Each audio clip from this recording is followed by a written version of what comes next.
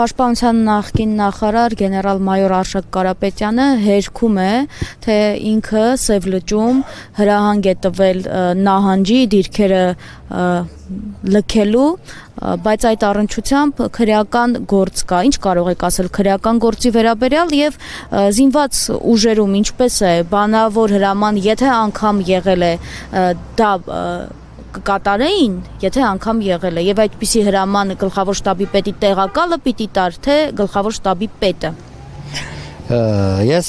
համաձայն չեմ այդ քրեական գործի հետ, քանի որ դա հերթական իշխանության կողմից կատարված գործն է, դա կապում եմ ես իմ քարոզարշավի հետ, որպեսզի ցեղ շպրտեն ինձ վրա, քանի որ գործող իշխանությունը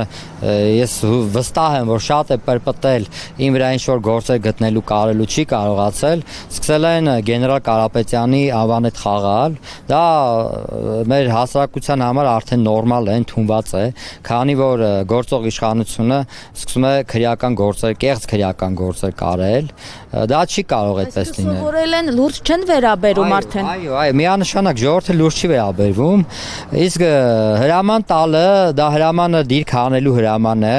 եւ դիրքը մտցնելու, ավելացնելու հրամանը լինում է գրավոր, գաղտնի հրաման է դա։ Գլխավոր շտաբապետը տեղակալը ես չեմ հավատնում, որ նման հրաման է տվել, քանի որ ԳՇՊ-ի տեղակալ նախկին գեներալ Կարապետյանը մշտապես ինքը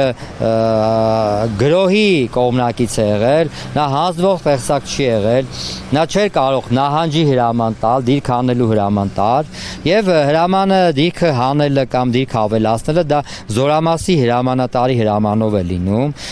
Զորամասի հրամանատարը համաձայնեցնում է կորպուսի հրամանատարի գլխավոր շտաբպետի հետ հաստատվելուց հետո։ Այն գրավոր հրաման։ Այո, գրավոր գաղտնի հրաման է դա լինում։ Եվ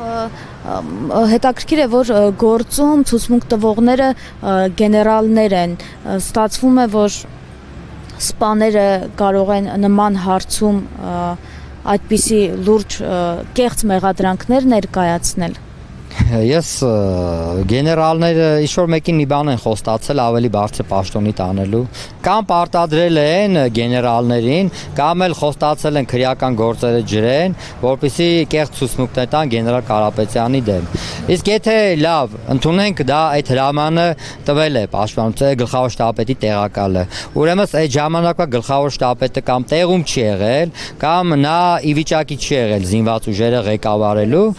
որպես վերադաս հրամանը տվել է գեներալ Կարապետյանը, իսկ զորամասի հրամանատարը, կորպուսի անտարը ինչու են այդ հրամանը կատարել անօրինական։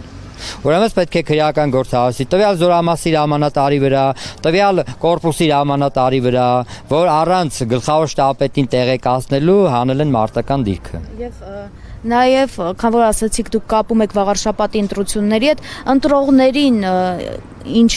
կհորդորեք, հա, որտեղ կան նաև մտահոգություններ, որ մարդիկ կարող է այս ամենից հոգնած, հիասթափված առհասարակ որոշեն շատերը ընտրության չգնալ։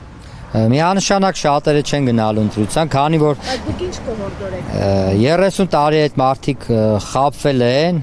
կհորդորեն բոլորին գնալ ընտրատեղամասեր նոյեմբերի 16-ին, կատարել ճիշտ ընտրություն,